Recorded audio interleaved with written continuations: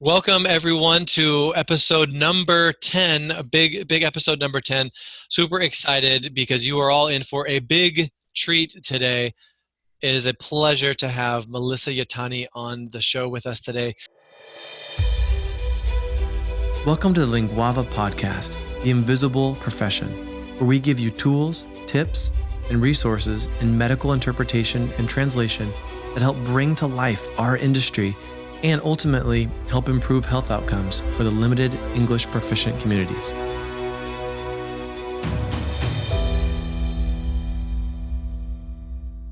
Melissa, for those of you who don't yet know her, she is someone who is a polyglot. She speaks 5 languages: English, Spanish, French, Dutch, and Papiamento. Am I saying that right? Yes.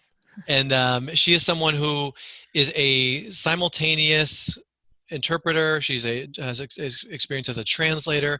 She has worked with the Venezuelan government, interpreted for several presidents there. She's also interpreted for the United Nations and over 40 international organizations in Geneva, Switzerland, which is where she currently lives in Geneva. And today she's going to be sharing a little bit about her interpreter story, which is extremely unique. Her story as a linguist and how she got started as a linguist, and everything just sort of started to fall in place for her. And she's going to also talk about what makes a linguist go from good to great. What are some of the differences that separate the two? And we're going to get to learn a lot from her experiences that are. It's very rare to come across a linguist that has the amount of experience that Melissa has. So without further ado, Melissa, welcome to the podcast. Thank you, David. Well, uh, your first question that you started off saying is like how I started off, right? Yeah. Well, I'll take you back to 2006 to Okay. Venezuela. I had just arrived to Venezuela. I moved there 2 months before my first interpreting experience. And I got contacted because the Malaysian embassy, they needed interpreters. So they Yeah. wanted to do some tests for interpreters and to see if they could accompany the visit of their prime minister that was going to be visiting Venezuela in December of that year. So they sat me in a booth and they started saying, okay, interpret. I had studied interpretation in LA, but I stopped studying and I went to Venezuela to restart the career in translation and interpreting. So in Venezuela, I still hadn't started studying when this happened. Hmm. So the moment I do the whole thing and they say, okay, you're going to be interpreting for the journalists that accompany the prime minister. And I said, okay, that's perfect. Then they said, we're still going to interview other interpreters and we're going to do some tests for them as well. Yeah. And we'll let you know. At the end, they called me 2 days before and they said, listen, you're the one that did better. So you're not going to interpret the journalists anymore. You're going to be interpreting the Minister of Energy and Oil from Malaysia. This is 2 days before he arrived to the country. Wow. So I had no idea of energy nor oil.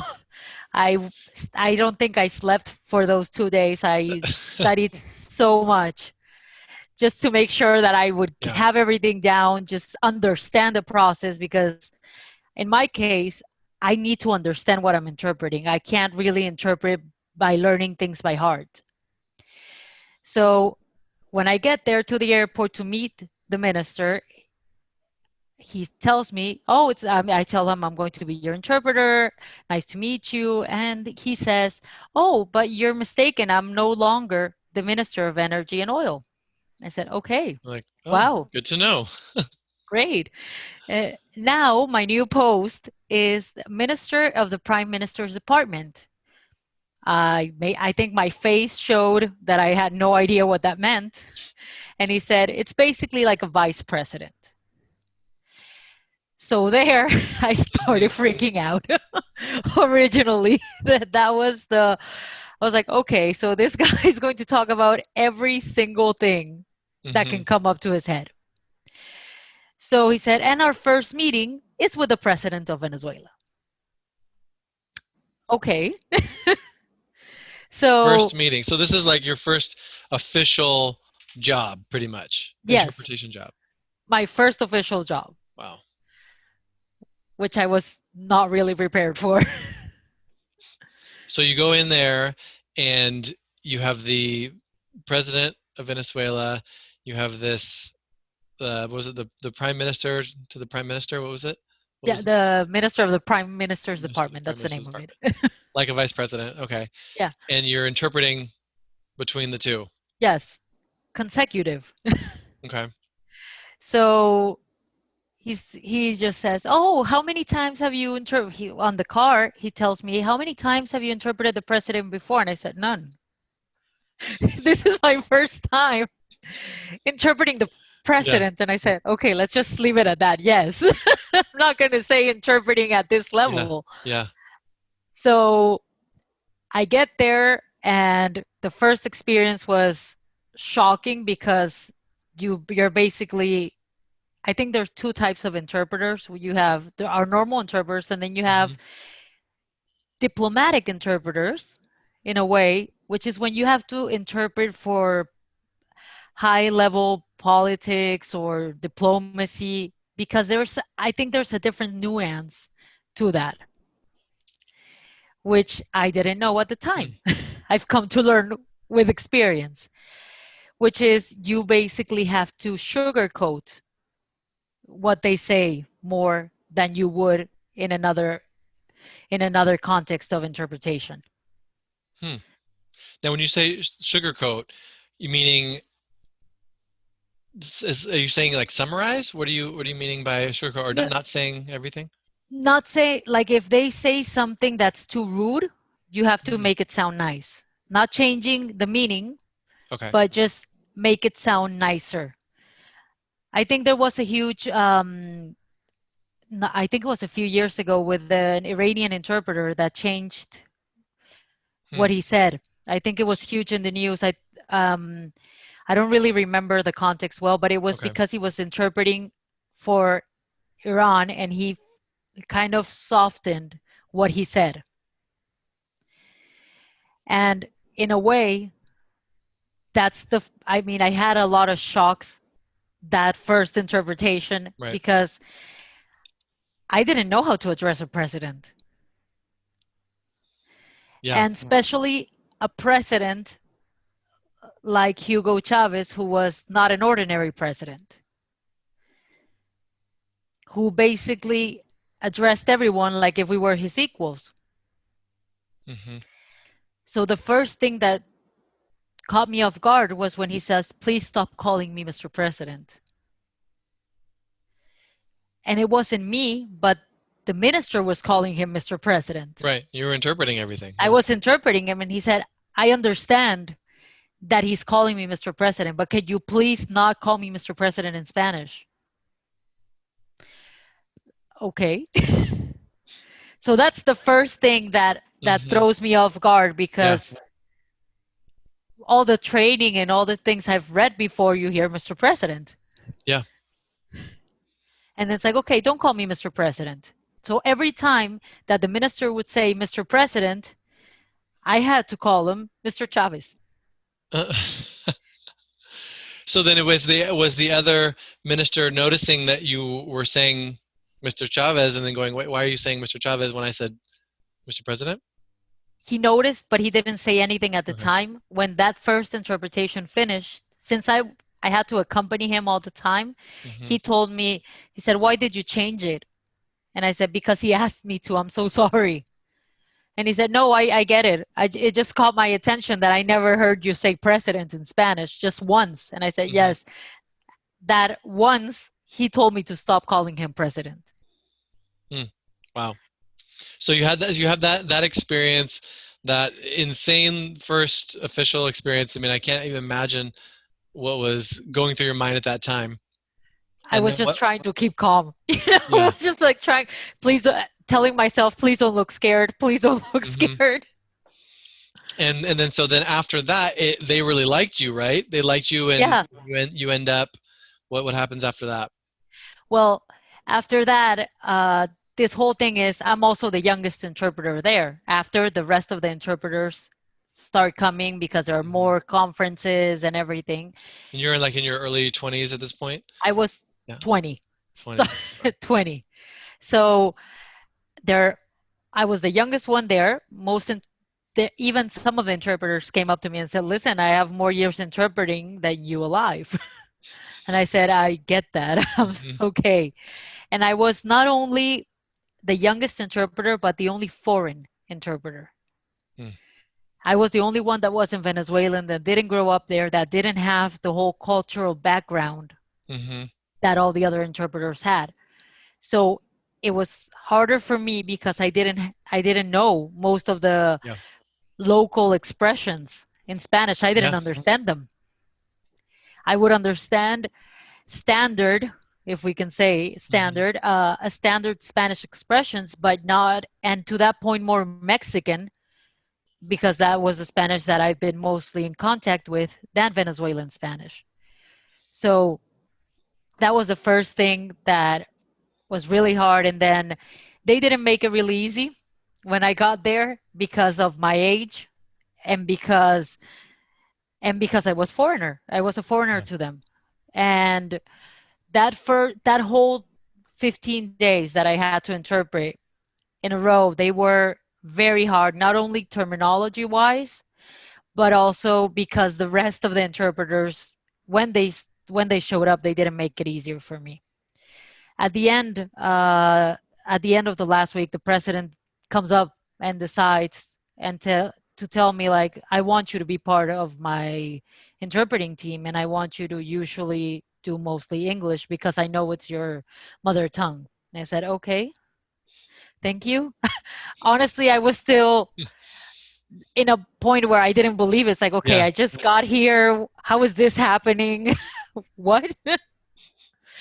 Wow. And you said that was 15 days Yes, of all day long, yes, pretty much interpreting. all Wow. day long. To That's everything, even to restaurants and everything, I had to be there, yeah. which is, as a matter of advice to anyone that's hearing us, study the names of juices and fruits because the easiest things are the ones that are going to throw you off guard. Yeah. That's so true. So I want to ask you a question too about mindset for interpreters. You've interpreted for presidents, you've interpreted at the UN, at the highest levels, and every experience is unique, right? And you're walking in there with maybe someone that you haven't interpreted before, and so and this is information you don't know what's going to happen, right? It's just like a live performance. Anything could happen, anything could be said. So as far as the importance of mindset, I think that's something that we don't talk about a lot in our industry, but it's so important as to how to have that pure laser focus on the speaker and on the trusting in your ability. So what is some advice that you would give to interpreters who are going into a challenging situation? How do you keep your mindset focused and clear and not let the nerves get the best of you? Because obviously we're human, we can get nervous. So how do you handle those challenges mentally? Well, first, since we never know what's going to come up in an interpretation, you usually know who your speaker is. So at least try to research a bit beforehand, Yeah. a bit about the speaker, so you can kind of have a broad idea of what subjects may come up. The other thing that was a recommendation to me from my professors at the university, and it's worked ever since, is try to watch the news in your working languages to know what's happening in the world at that day, because if something major happens, they are surely going to mention it. Hmm. And the other thing is, maybe, well, this is what I do. I separate my feelings from the interpretation, because when you interpret at a political level and presidential level, you don't necessarily agree with the person Hmm. you're interpreting. And I think the easiest thing not to let your nerves or your ideology get in the way is basically tell yourself you're just the person's voice. Hmm. So at that time, for example, when I'm interpreting someone, I'm not Melissa Yitani. I'm whoever I'm interpreting. I'm their Hmm. religious beliefs, their Hmm. political views, their everything. I'm not me. Mine don't come at play. Because especially when you work for for someone as polemic as Chavez was, you have a lot of I've worked with a lot of great interpreters that disagreed with him. Right. And that was the only way that they managed. I also asked them like, how do you do this? Because I know you can't. I'm not me when I'm interpreting. And so far, that's the only thing that's worked for me to keep Yeah. calm. Like, and the hardest thing, like you said, it's basically trust yourself. I think that's, and it's Yeah. normal because, like you said, we're human. We get nervous. We have our doubts. Yeah. Another thing to keep in mind basically is there's no perfect interpretation.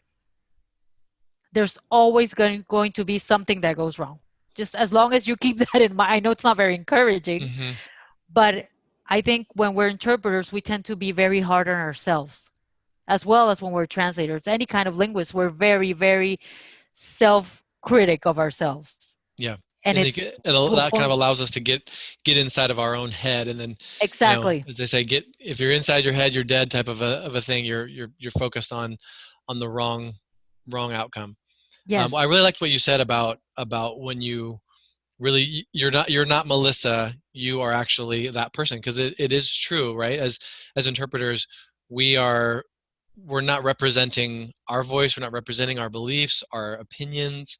It's 100% coming directly from that speaker at the time. And I think it's the easiest way for us to get our Yeah. job done. To stop at the time that we're in a booth, or if you're Yeah. translating even a document, just keep in mind that it's not you.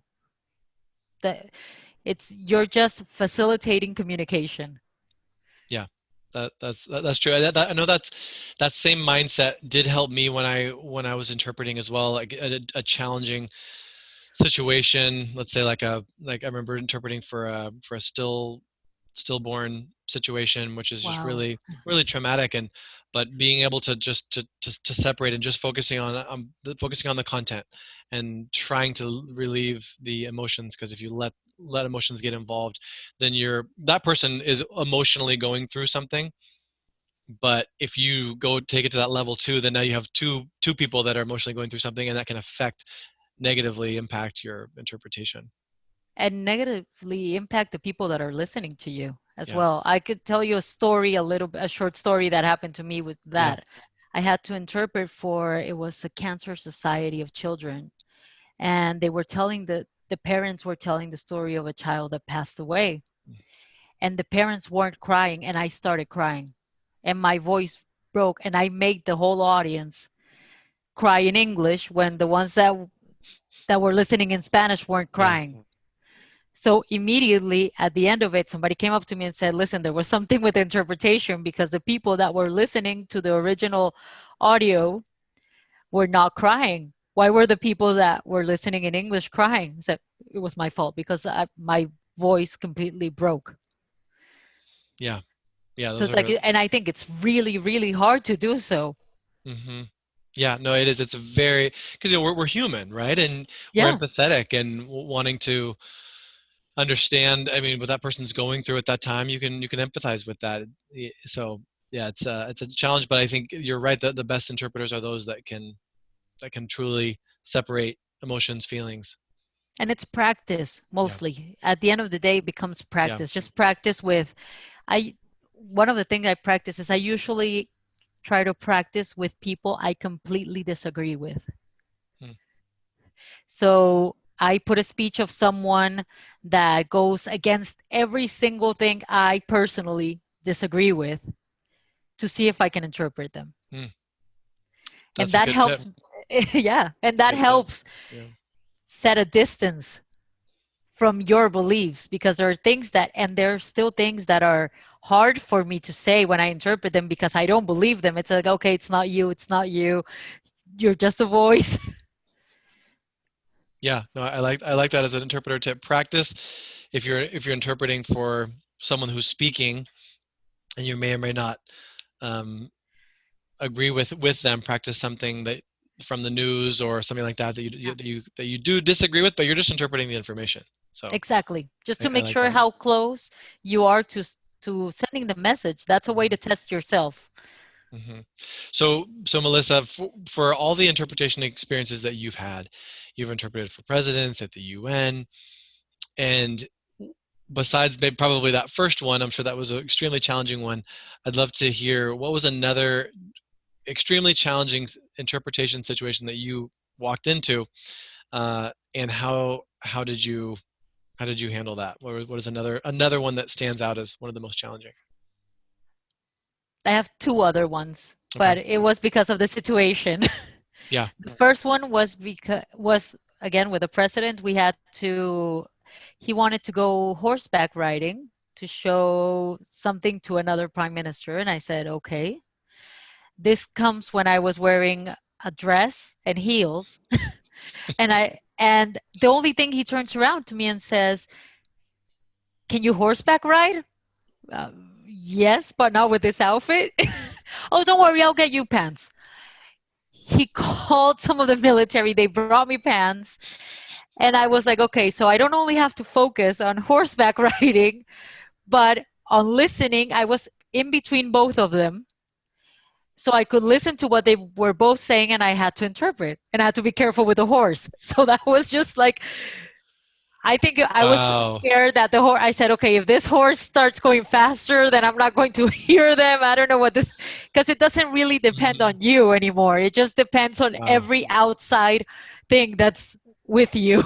Interpreting on a horse. I've never heard of that one before. Because yeah, Yeah. talk about having to focus on like five things at once, right? Yes. Wow. So how did it go? It went well. Okay. Honestly, when I got down on the horse, my heels broke, so it was very bad. But during the interpretation, it went well. I don't even know how I managed. Honestly, at the end, I was like, "Is this over? Is this finally over? Can I get down from the horse now?" Wow. And obviously you couldn't really take No, notes no, at the time. no. That's when I I mean, actually possible. I asked like, "Could you please just say one sentence?"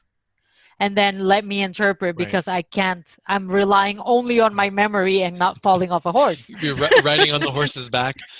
Yeah, it's like, sorry, wait, I'm sorry, Yeah. horse. Yeah. Writing some Yeah, like symbols just in case. addresses and numbers and everything Yeah, on the horse's back. Yeah. Well, and I think but that's another thing that a lot of people that work with interpreters frequently don't don't think about or they don't understand is the what it's like to be an interpreter and the challenges that are involved there. So I like how you took a moment to reiterate to those two individuals that okay, make sure you keep the sentences to just keep your answers just to one sentence in order and to I think keep the that's content. something we have to learn how to do as interpreters because we sometimes are very shy and we don't want to contradict Yeah. or make the person or our client feel uncomfortable, but it's a matter of the better we do our job, the better they they are as clients. Right. So I think it's better that we tell them beforehand, listen, I need you either to speak slower or if you don't have a way, because like you said, people forget that sometimes they forget that they're being interpreted, especially in consecutive. You have people that speak for like 5, 10 minutes and you don't stop taking notes and you're like, okay, okay. Yeah. Yeah, no, So that's so true. Yeah, and I think yeah, like you said, being able to speak for ourselves when possible, which can be really challenging at it times, is. right? Finding that opportunity, but being able to connect with the speaker. And I think that what would be what would be your message then for individuals that are working with interpreters, as far as how they could have a better experience overall? Talk to the interpreter. Tell them if the most information that they could provide, the better. It's Hmm. better that we have more information than less information. Always. Yeah. Oh, it doesn't matter if you're not going to say everything, but just it's better that we have the context.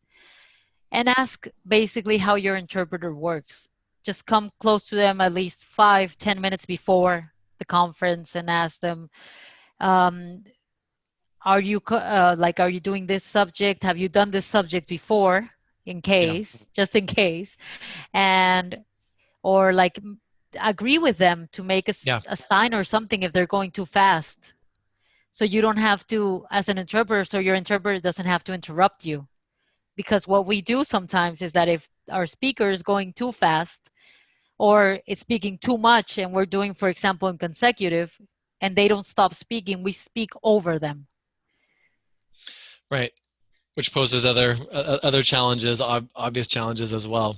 Exactly. And Yeah. it's rude, which is Yeah. something that could actually be avoided Hmm. if there is more of a communication Right. between the interpreter and the client. Yeah. And are you familiar with the acronym CIFE? CIFE.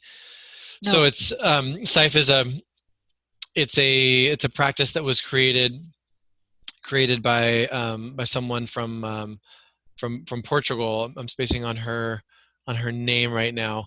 Um, and CIFE, it's a quick like debriefing practice that you can follow before any session. So CIFE, so it stands for confidential, the I is first person, F is flow, and E is everything. So before a session, like you see this more in the medical session, medical Okay. interpreting. So before a session, I could talk with the medical provider and say, as the interpreter today, my role is going to be interpreting for both individuals. Everything that's said in the room is going to be confidential. That's the C. Everything is going to be Okay. said in first person, so then the both parties know that I'm going to be saying I, and then it's not going to be me. That's not my elbow that hurts. It's the patient's Exactly. elbow that hurts, but it's going to sound like it's coming from me, right? And then the flow. So as the provider, you're in charge of the content of what is said, and I'm, as the interpreter, I'm in charge of the flow. So meaning that if I don't hear you correctly, or there's too much information, or you're going too fast, then I might ask for clarification, or to slow down, or a repetition, etc. And then the E is everything that is said in the room. So side conversations, everything will be interpreted, and then that kind of sets a nice tone for the appointment. So then, because normally if it was English to English, both individuals would just work together, right? And they Exactly. would just communicate however they wanted to. Now you're bringing an interpreter in as a conduit, and so both individuals might have a different experience with interpreters on how that should work. And so you're kind of setting the stage, if you will, as to this is what my role is, and this is why I'm here. So And I I think found that it's it's a good great. I method. think it's great. I think it should be done in everywhere. Yeah. Something, because most people don't know how to work with interpreters. Hmm. You have people that even at the highest levels that you would think they know how to work with an interpreter, and they don't necessarily know. So they forget you're there, they start Yeah. making jokes. They start speaking really, really fast. You're like, okay, sorry, hey, there, excuse me, you're being Yeah. interpreted. Yeah. No, that's so true. I think that, and the whole idea of the interpreter is to help make sure that each message is getting adequately and accurately conveyed in the other language. And I think a lot of people, they assume that the interpreter is like a robot, right? And they can just, Yes. anything that I That your say, Google Translate, right, right, basically. Yes. like a computer. And then we're human as well. So those are really good tips for both linguists to be thinking about, Yeah. making sure that you're speaking up, and then for those working with interpreters, make sure that you're connecting with the interpreter ahead of time, doing a quick, even if it's And just 30 seconds. yes. And like I said, remember that we're human. That Hmm. means that we need water, we need a break, we need to Yeah. know basically where the restrooms are, which is something that sometimes they forget. I've been Yeah. in conferences where they forget we eat. You're like, okay, I've been here for the last 5 hours. I'm hungry. Yeah. Yeah. And that's that's you bring up a really good point there. The mentally tiring and taxing on the brain that the interpretation is. And I mean, I can only imagine for you, you're interpreting at the highest level. And what is the, I mean, usually you would have a partner, right? Usually, but Usually, not always, but not because always. it depends on the confidentiality as well. Mm, There are some heads of state or ambassadors or other levels that prefer not to have another interpreter because they say that then there's a bigger chance of having a mm, breach in mm. confidentiality. Just bringing another person in on this Exactly, confidential information. which makes it harder because that makes the only interpreter that's there going back and forth Yeah. in both languages, which are not necessarily both of your A languages, Right. which has Right. been my case many times, unfortunately. I'm interpreting into and out of two of my foreign languages because they don't want to bring anybody else in. And you're said, okay, Wow. Yeah. No, that's so important. And again, just for those individuals, providers, whoever it is that's working with interpreters, to make sure that they're thinking about, if the session has been going for a long time, if it's a group session or there's a speaker at a conference or something like that, making sure that we're thinking about, has the interpreter had a break? Have they eaten? Do they have water? Have they had lunch? yes. All of those things. And as we know, as interpreters, a lot of times, we're eating on the go, which we make work, but we need to make sure that we're getting that time to rest the brain. And as another tip, just always carry water with you, a Yeah. water bottle with you, Yeah. and maybe some walnuts or nuts or any type of Yeah. anything that in Yeah. case you don't have a chance to eat anything, because like you were saying, we have to basically remember that interpreting is not a natural process of our brain. That's why we have to train for it. It's not natural and it makes our brain work double. So it starts asking us for sugar, ironically. Hmm. I read a study about it, but I don't really remember which one it is. If I find it, I'll send it to you. Please do. It's a study that says that our brain starts asking for sugar. I've worked with booth mates that literally they take into the booth a small packet of sugar, and when their head starts hurting, they take it. Yeah. I said, "Wow, Yeah. I prefer going with nuts. It's healthier, but Yeah. or Yeah. I mean, chocolate because you're some draining your brain." you're draining, like you said, it's not a natural process. A natural process would be focusing on one, kind of one language at a time. Our brains are used to that. But then when you're focusing on hearing one language, and then Understanding it and then changing understanding it it into the other one and in a matter regurgitating of that. in a Yeah. matter of seconds. In a matter of It's split yeah, second. So it's not natural. That's why yeah, interpretation is considered one of the hardest jobs in the world. that's It right. usually varies between the second and the third behind what is it, neurosurgeon and air controlling or air Traffic controller. control, Yeah. yeah, Wow. air traffic controller. That's why it varies I because it's believe not that. natural. Yeah. And I remember, some of the most tired days I've had are when you're interpreting all day long. You get home and your brain is just ready to shut off. It just needs to disconnect, and you can't really And you talk. can't even process Yeah, in any can't process language anything. anymore. You don't And even so, know what you're speaking anymore. yeah, that's so true. It's like, don't talk to me. I just need to turn off for a Exactly. good 8 hours. No, that's so true, and so important for the community here to remember, Yeah. both for the self-care of the interpreter, and just for those working with interpreters to remember that, hey, we're all human. This is awesome, Melissa. I mean, you've given us some really rock solid, applicable tips here to think about. And it's so interesting hearing about your personal story, how you got started. I think it's a real inspiration for many interpreters to know that with the right focus and determination, you can take this profession very, very far. Yeah. And you've clearly demonstrated that. So one I'm going to ask you one last question, but before we do that too, is what's the best way that people here in the community can get a hold of you if they want to ask you questions? Or I know you do also teach language online as well. What's the best way people can get a hold of you? Well, my email is in and out of the booth Hmm. at gmail.com.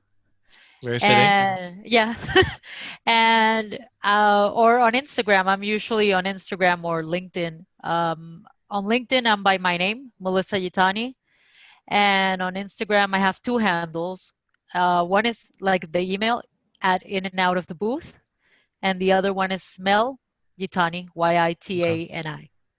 Excellent. We'll pop those up there on Yeah. the screen as well, and in any posts that we have, so people are able to get a hold of you. Um, so the last question is, you know, when as I've gotten to know you a little bit, Melissa, it's been such a pleasure getting to know you, and I can just really Likewise. sense that passion that you have for interpreting, and on such a deep level. My question for you is just what impact do you want to have on the world? Basically, a positive impact. I think the world has already so many negative things Yeah. that if we can have any positive impact, it would be great. Basically, to continue bridging the language gap around the world, Hmm. if we can and when we can, and just for other linguists to follow their dreams, to not give up on their dreams, to not think something's impossible. I mean, I had so many people tell me that I would never be able to do this, especially when I studied in a country that Spanish was the first language and mine was English. Yeah. And I'm here. It's just a matter of just continue and just believe in yourself, believe Yeah. that you we're also going to have bad days Yeah. sometimes and not be so hard on ourselves when those bad days are there. Basically that. That's beautiful. Well, you're clearly having that impact, and hopefully this short conversation as well will help positively impact a lot of individuals here in the Hopefully. community. So just want to take a quick moment and thank everyone as well for tuning in and listening to our conversation. Hopefully you got a lot of value out of it, and learn some great interpreter tips as well that will be able to help you, whether you're a linguist yourself or someone who works with interpreters. And we encourage you to go ahead, and if you liked this episode, hit like and subscribe if you haven't already. And we'd love to hear from you too. So if you have some thoughts or questions or ideas for a future topic, go ahead and leave that in the comments down below. We do this for you to be able to add value to the interpreter translator community. So we want to make sure that everything that we're doing is adding value to your life as a linguist or someone who works with linguists. So thank you again for being part of the community. And Melissa, thank you so much for joining us today. It was a pleasure to have you.